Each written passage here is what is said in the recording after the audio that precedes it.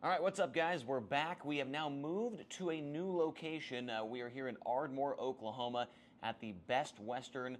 Not too bad. I think I like the Comfort Suites a little bit better, but here we are for video number 2 of the day, and we are previewing the race for Friday, April 19th.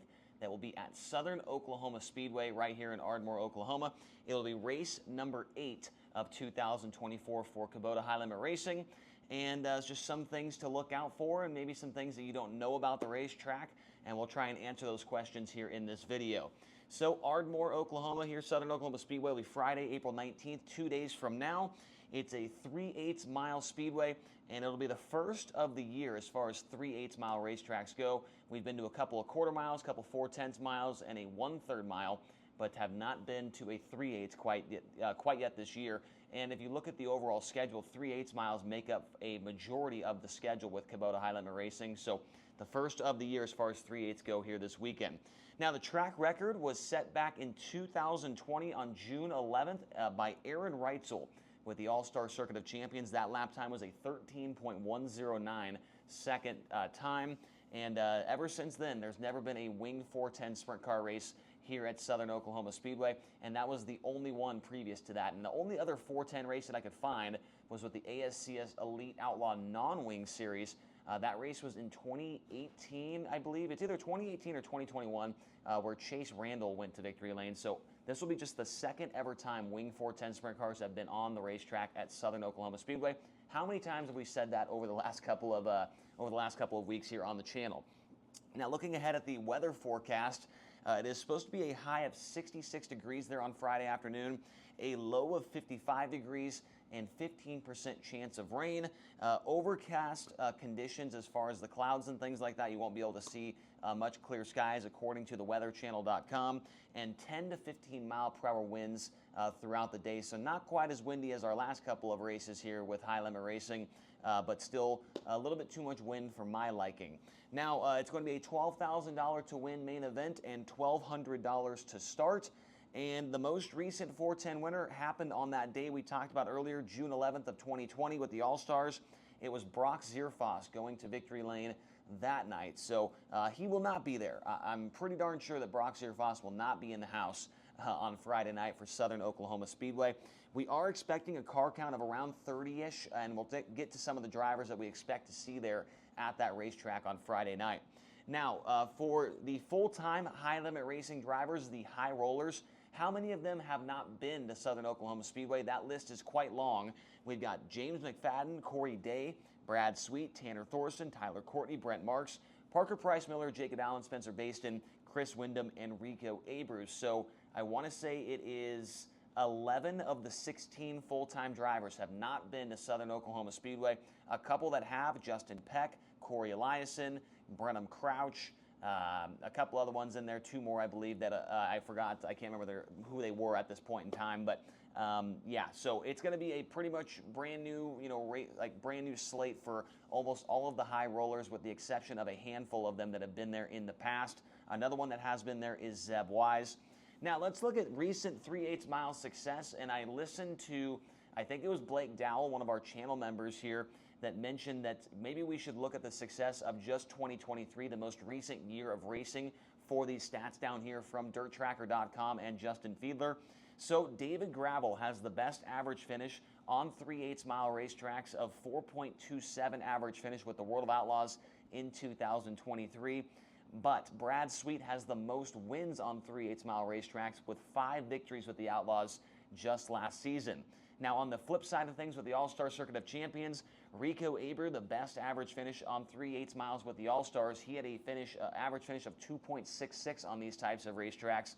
And Tyler Courtney had the most wins on these types of tracks with 3 with the All-Star Circuit of Champions in 2023. So I think I like that a little bit better. You know, what I was doing before was going all the way back in the database for DirtTracker.com. For the Outlaws, it would go all the way back to 2017, and for the All-Stars, it would go back to 2019. And I guess, you know, those numbers, some of the drivers that were popping up aren't going to be really racing with Kubota High Limit Racing for a majority of the time. Like David Gravel on this one, he's not going to be racing with us, you know, maybe more than 4 times all year. But I mean, he had the best average finish, so I threw him on here. But we kept getting Aaron Reitzel a lot with the All-Stars, and we're not going to see him a ton either. So I figured going back to 2023 would kind of give us some more relevant drivers to this series. So who's going to be there that is not a full-time competitor, a non-high roller driver? These are the drivers that we have confirmed, and there could be more showing up. It's still relatively early in the week. It's only Wednesday. There's still 2 more days for drivers and teams to figure out if they're going to make the trip over to Southern Oklahoma Speedway with rainouts and things like that. So right now we know we've got John Carney and Jeb Sessoms, the 2 Taco Casa cars will be there. Ryder LaPlante, the young driver from right here in Oklahoma, he'll be there in the 88R. Jason Martin is planning on coming back, and he had some speed at Red Dirt Raceway, so hopefully he can keep that speed up at Southern Oklahoma on Friday. Danny Jennings, I know I had him on the list for Red Dirt Raceway, but that was an accident. I meant to have him on the list for this race. He will be there in the 1J. Kyle Clark in the $9, he'll be there, the driver out of Sapulpa, Oklahoma. And his fellow townsman, the 52 car Blake Hahn, he'll be in the field, as well as Dominic Scelzi, who was at that All-Star race in 2020, and he finished in the 3rd position in that race. Dominic was telling me that he's expecting a really, really good race from Southern Oklahoma Speedway. He told us, yeah, of course it's going to be a good race at Red Dirt Raceway, but I think we could see a better race at Southern Oklahoma. So we're going to trust him, and hopefully that is the case. Also, we know Cy Lynch in the 42 car. He will be in the house as well at Southern Oklahoma.